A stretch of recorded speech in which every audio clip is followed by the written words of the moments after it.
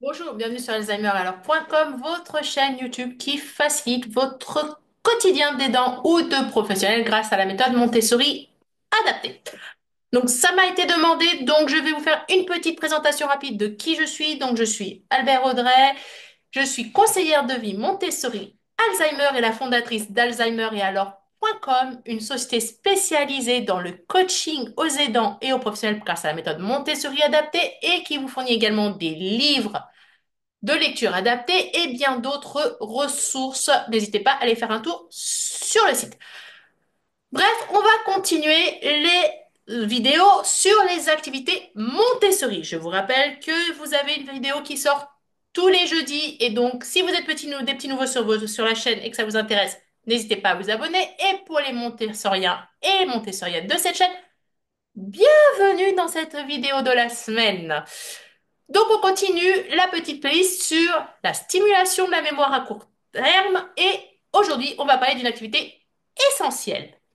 Oui, je sais, je vous dis toujours que tout est essentiel. Mais c'est pas faux, presque tout est essentiel, ça dépend ce qui plaît à votre proche.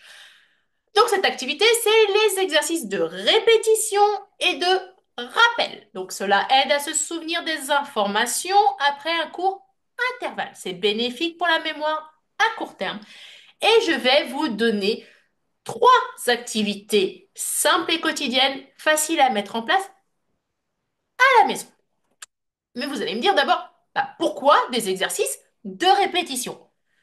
Eh bien, les exercices de répétition, c'est une technique clé pour stimuler la mémoire à court terme et qui est utilisée extrêmement souvent chez les professionnels de santé. Ces exercices, ils visent à renforcer les connexions neuronales associées à la mémoire immédiate et donc à fixer les informations. Du coup, ça favorise l'engagement cognitif, mais aussi un sentiment de contrôle et d'estime de soi. Donc, pour votre proche, c'est exactement ce qu'on cherche à faire avec la méthode Montessori adaptée. On y va, c'est parti pour les exercices. Alors, exercice numéro un, c'est l'exercice des objets. Donc, vous allez prendre 3 à 5 objets du quotidien et les nommer. Alors, essayez de prendre des objets qui sont dans votre environnement immédiat et des objets ayant un rapport les uns avec les autres. N'hésitez pas, quand vous nommez ces objets, elle est pointée du doigt. Ainsi, votre proche va faire l'association entre ce que vous dites et ce qu'il voit, ce qui va permettre de fixer encore mieux l'information. Donc, vous prenez ces 3 à 5 objets, les nommez, puis vous dites à votre proche de fermer les yeux. Une fois qu'il a fermé les yeux, vous cachez ces objets. Évidemment, si vous prenez un objet tel que, je ne sais pas, par exemple, la cafetière de la cuisine, vous débranchez pas la cafetière de la cuisine pour la cacher, hein. Ça sera beaucoup trop long. Nous, ce qu'on veut, c'est une courte pause. Donc, ce n'est pas grave si ce n'est pas caché. Le but, c'est que votre proche, il arrive à renommer les 3 objets que vous avez déclarés. Donc, si votre proche y arrive, je sais pas, imaginons que vous étiez là entre 10 à 15 secondes, vous allez monter de 15 à 20 secondes. Si vous voyez qu'au bout de 10 secondes, si vous avez commencé à 10, ça ne fonctionne pas, vous descendez à 5 secondes et vous recommencez l'exercice. Votre proche, en fait, au fur et à mesure, va se souvenir. Par contre, ce sont des exercices qu'il faut faire souvent. Le but n'est pas de mettre votre proche en échec. Le but, c'est de faire travailler la mémoire cognitive de votre chef, de votre proche. Excusez-moi. Deuxième exercice, c'est l'exercice de la répétition des mots. Alors, vous prenez 3, 5 mots simples et vous les faites répéter. Alors, essayez de prendre des mots qui ont un thème associé. Par exemple, le petit déjeuner. Donc, je sais pas, le bol, la cuillère, la serviette, les madeleines, la confiture, le beurre, le couteau, j'en passe, c'est des meilleurs. Bref, tout ce que dépense de ce qu'utilise votre prof pour le petit déjeuner. Et là, le principe va être exactement le même. Vous allez faire des pauses de plus en plus longues et lui faire répéter les mots. Exercice numéro 3, c'est ce qu'on appelle l'exercice de répétition d'action. Imaginons que vous avez une carafe d'eau sur la table et un verre d'eau. Vous allez prendre la carafe d'eau, vous versez un verre d'eau. OK? Et bien après cette action, vous allez demander à votre proche de la faire. Donc évidemment, si vous prenez une carafe, n'apprenez pas rempli tard à bord, c'est lourd à porter et c'est pas forcément super maniable. Donc n'hésitez pas à prendre une petite bouteille d'eau pour pouvoir remplir le verre. Vous pouvez aussi également faire beaucoup plus simple et par exemple, je sais que votre proche, il a probablement une serviette pour s'essuyer la bouche à côté de lui, pliez la serviette. Vous pliez la serviette, vous lui montrez comment vous pliez la serviette. Voilà. Ou, si votre proche s'en souvient, vous pouvez lui demander, peux-tu me montrer comment tu ranges ta serviette? Puisque potentiellement, logiquement, votre proche a un endroit où il range sa serviette. Voilà. Le but, en fait, c'est de répéter l'action et ça va, du coup, renforcer ce qu'on appelle la mémoire procédurale. Donc, c'est aussi la mémoire qui intervient, par exemple, pour vous brosser les cheveux, vous laver les dents, vous laver, tout court. Et cette mémoire, bah, c'est pareil, elle s'entraîne. Il faut toujours l'entraîner.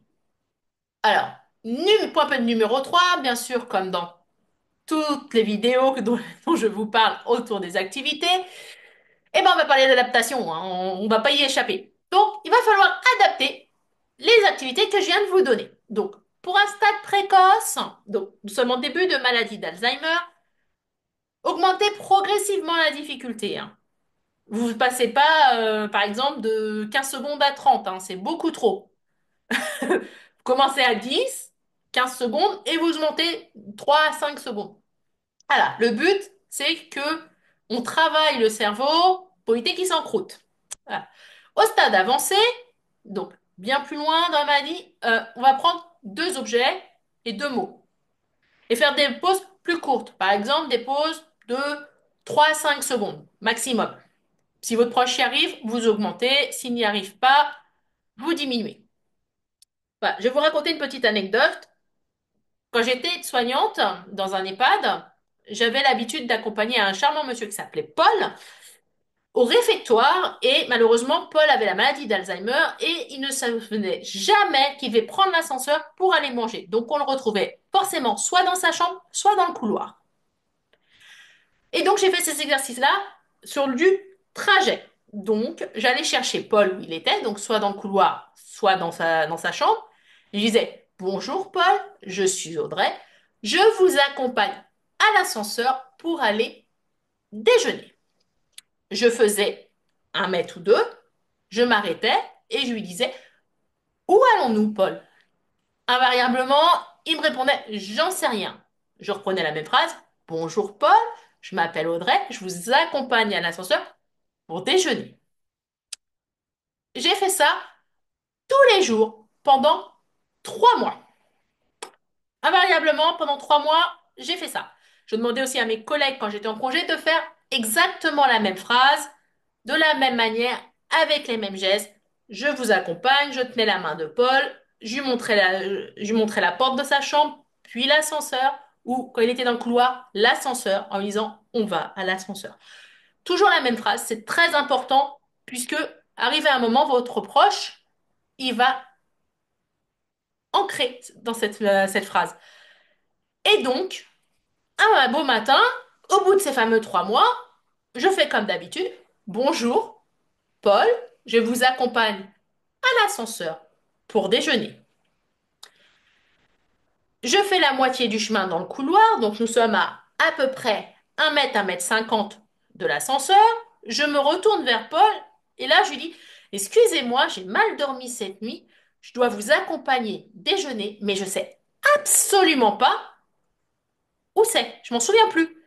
Et là, Paul met les poings sur les hanches, il me regarde et il me fait, non mais sérieusement, cocotte, il fait, tu me répètes tous les jours la même phrase depuis je sais pas combien de temps en me disant, on prend l'ascenseur pour aller déjeuner. Il me fait, l'ascenseur, il est là, devant vous, et on va déjeuner. Et ben Paul, il était à un stade relativement avancé et ça a fonctionné. Donc il faut, avec la méthode Montessori, il faut jamais se décourager. Ça prend du temps, mais il faut être patient et ça fonctionne. Donc si vous êtes à la maison, vous pouvez aussi faire ce type d'activité sur du trajet. Des trajets que votre proche fait pour se déplacer dans la maison. Je pense notamment sortir de sa chambre pour aller à la salle de bain se laver ou aller, je sais pas, de la salle du salon à la cuisine pour manger ou aller, bah, par exemple, de sa chambre aux toilettes. Vous n'oubliez pas, évidemment, puisque nous sommes dans la méthode Montessori, les visuels, les indices visuels. Donc, vous n'oubliez pas de faire la pancarte de flèche pour expliquer dans quelle pièce il doit aller avec le pictogramme représentatif. Donc, en conclusion, les activités de répétition et de rappel, ce sont des activités fortes, faciles Et ça va aider votre proche à prendre confiance en lui, à avoir un sentiment de contrôle de sa vie et à renforcer son estime de soi, puisqu'il va se souvenir au fur et à mesure de ce qu'il fait dans la maison. Donc évidemment, n'oubliez pas de liker, disliker, partager cette vidéo si vous pensez, excusez-moi, que cela intéresse d'autres personnes. Et on se voit la semaine prochaine pour une autre vidéo.